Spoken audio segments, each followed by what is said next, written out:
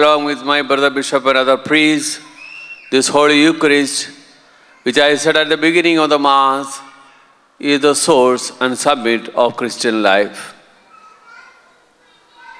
My contribution to the whole day's program is essentially celebrating this Mass for you, praying with you and for you, because though I am an Archbishop, like St. Augustine, I should say, with you I am a Christian. I am a man of faith. I belong to your community. So as a pilgrim person, I have come here to celebrate and pray for you this Holy Eucharist. And I pray the deliberations this day, the meeting, gathering be one with a full of experience, above all, experiencing God's presence in our lives. വളരെ മനോഹരമായി സുവിശേഷത്തിന് ആമുഖമായി നമ്മൾ ഒരു പാട്ട് പാടി.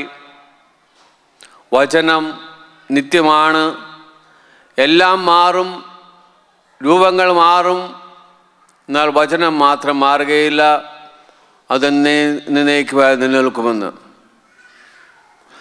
ദൈവവചനത്തിൽ അധിഷ്ഠിതമായ ഒരു ജീവിതം നയിക്കുവാനാണ് നമ്മൾ ഓരോരുത്തരെയും ദൈവം വിളിച്ചിരിക്കുന്നത്. നമ്മൾ ബൈ ആക്സിഡൻ്റ് ആയിട്ട് ഇവിടെ വന്നവരല്ല. ഈ ലോകത്തിലേക്ക് വന്നത് ബൈ ചാൻസ് അല്ല. നിൻ്റെ ഉദരത്തിൽ വെച്ച് തന്നെ നിന്നെ അറിയും, നിന്നെ ഞാൻ പേര് ചൊല്ലി വിളിച്ചു എന്ന് ദൈവം നമ്മളോട് പറഞ്ഞിട്ടുണ്ട്. നമ്മൾ ഓരോരുത്തരും വിളിക്കപ്പെട്ടവരാണ്. നമുക്ക് ഓരോരുത്തർക്കും പേരുണ്ട്.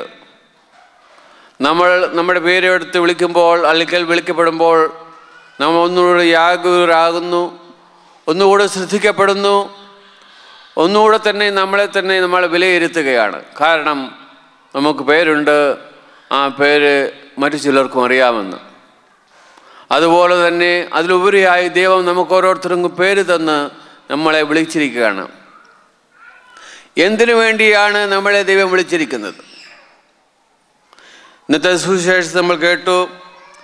യേശു തന്നെ സമൂഹത്തോട് സംസാരിച്ചുകൊണ്ടിരുന്നപ്പോൾ അവൻ്റെ ശിഷ്യരിൽ പലരും പറഞ്ഞു, ഇത് വചനം കഠിനമാണ്, ഇത് ശ്രവിക്കുവാൻ ആർക്ക് കഴിയും, ഇത് പാലിക്കുവാൻ ആർക്ക് കഴിയും, ഇതനുസരിച്ച് ജീവിക്കുവാൻ ആർക്ക് കഴിയും?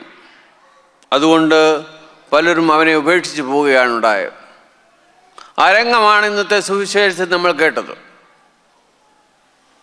അപ്പോൾ യേശുനാഥൻ 12 ശിഷ്യന്മാരോട് ചോദിച്ചു, നിങ്ങളും എന്നെ വിട്ടുപോകുമോ എന്ന്.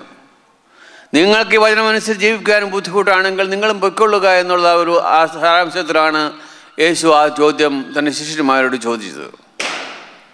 പക്ഷേ ശിഷ്യരിൽ പ്രമുഖനായ പത്രോസ് പറഞ്ഞു, ഞങ്ങളെങ്ങനെ നിന്നെ വിട്ടുപോകും? നിന്നിൽ കർത്താവേ ആരുടെ അടുത്തേക്ക് പോകും? നിത്യജീവന വചനങ്ങൾ നിന്റെ പക്കലുണ്ട്, നീയാണ് ദൈവത്തിൻ്റെ പരിശുദ്ധനെന്ന് ഞങ്ങൾ വിശ്വസിക്കുകയും അറിയുകയും ചെയ്തിരിക്കുന്നു. നിത്യജീവൻ്റെ വചനങ്ങൾ യേശുവിലുണ്ട്. അവനാണ് ദൈവം, അവനാണ് പരിശുദ്ധൻ എന്ന് ഞങ്ങൾ അടുത്തറിഞ്ഞിരിക്കുന്നു. ഇത് നമ്മൾ ഓരോരുത്തരെയും ഈ സംരംഭത്തിലും നമ്മുടെ ജീവിതത്തിൻ്റെ ഓരോ ക്രോസ് റോഡുകളിലും ബുദ്ധിമുട്ടുകളും കഷ്ടതകളിലും എന്ത് ചെയ്യണം, എവിടെ പോകണം എന്നുള്ള അവസരങ്ങളിലൊക്കെ യേശു നമ്മളോട് വ്യക്തിപരമായും സമൂഹപരമായും കുടുംബപരമായും ചോദിക്കുകയാണ്, നിങ്ങളും എന്നെ വിട്ടുപോകുമോ എന്ന്. നമുക്ക് ഉത്തരം പറയണം, ഞങ്ങളെങ്ങനെ നിന്നെ വിട്ടുപോകും? നിന്നിൽ നിത്യജീവനുണ്ട്, നിന്നിൽ മറക്കാത്ത മായാത്ത വചനങ്ങൾ നിന്നിലുണ്ട്. എല്ലാം മാറിയാലും, രൂപങ്ങൾ മാറിയെന്നാലും, നാടുകൾ മാറിയാലും, കാലങ്ങൾ മാറിയാലും നിത്യജീവന വചനങ്ങൾ ദൈവത്തിലുണ്ട്, യേശുവിലുണ്ട് എന്ന് നമുക്ക് തുറന്ന് പറയണം.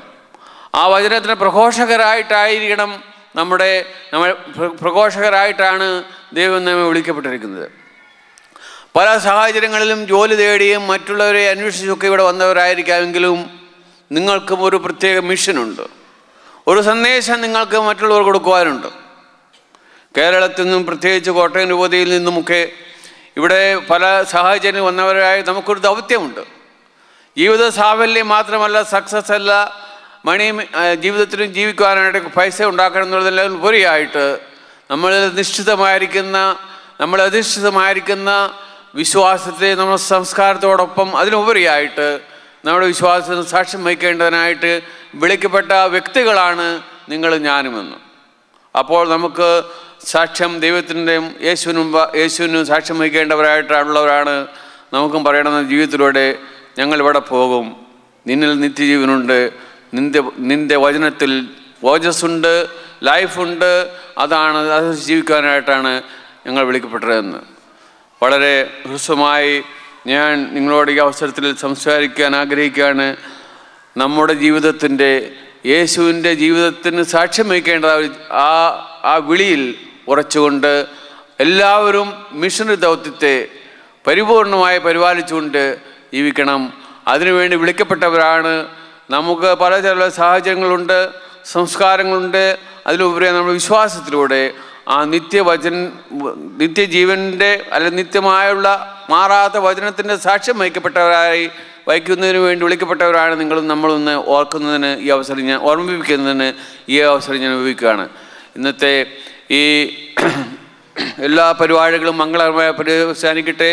നമ്മൾ ഇവിടുന്ന് പോകുമ്പോൾ ഒരല്പം ദൈവാനുഭവം കൂടി കയ്യിലെടുത്തുകൊണ്ട് മുതലായി സംഭരിച്ചുകൊണ്ട് പോകുന്നതിന് വേണ്ടിയിട്ട് ഈ കുർബാനയിൽ നമുക്ക് ഓരോരുത്തർക്ക് വേണ്ടിയിട്ടും പ്രത്യേകിച്ച് നമ്മുടെ മിഷണറി ദൗത്യത്തെ പരിപൂർണമായിട്ട് നിർവഹിക്കുന്നതിന് വേണ്ടിയിട്ട് നമ്മുടെ മധ്യസ്ഥന്മാർ നമുക്ക് വേണ്ടി പ്രാർത്ഥിക്കട്ടെ എന്ന് ഈ അവസരത്തിൽ ഹൃദയം തുറന്ന് പ്രാർത്ഥിച്ചുകൊണ്ട് ഈ കുർബാന നമുക്ക് മുന്നോട്ട് തുടരാം.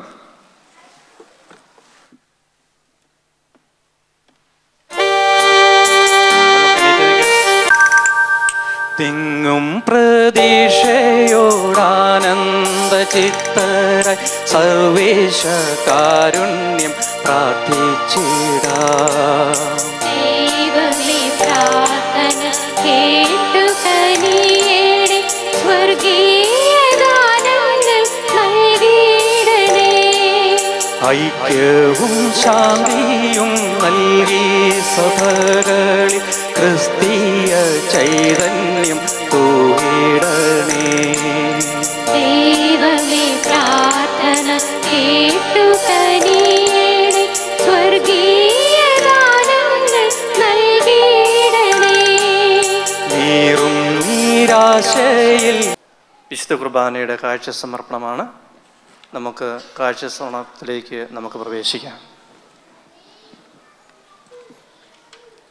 ആദിമ ക്രൈസ്തവർ അപ്പം മുറിക്കൽ ശുശ്രൂഷയിൽ തങ്ങളുടേതെല്ലാം ദൈവത്തിന് കാഴ്ചവയ്ക്കുകയും ഒരുമിച്ച് സമർപ്പിത വസ്തുക്കൾ പങ്കിട്ടനുഭവിക്കുകയും ചെയ്തതിൻ്റെ ഓർമ്മ നിലനിർത്തിക്കൊണ്ട് നമ്മുടെ ജീവിതത്തിലെ സുഖദുഃഖങ്ങൾ, വിജയങ്ങൾ, പരാജയങ്ങൾ, പൂർണ്ണതകൾ, അപൂർണതകൾ എന്നിവയെല്ലാം ദിവ്യബലിയോടൊപ്പം ദൈവത്തിനർപ്പിക്കുന്ന മഹനീയ കൃത്യത്തിൻ്റെ പ്രതീകമാണ് ഈ കാഴ്ചവയ്പ്.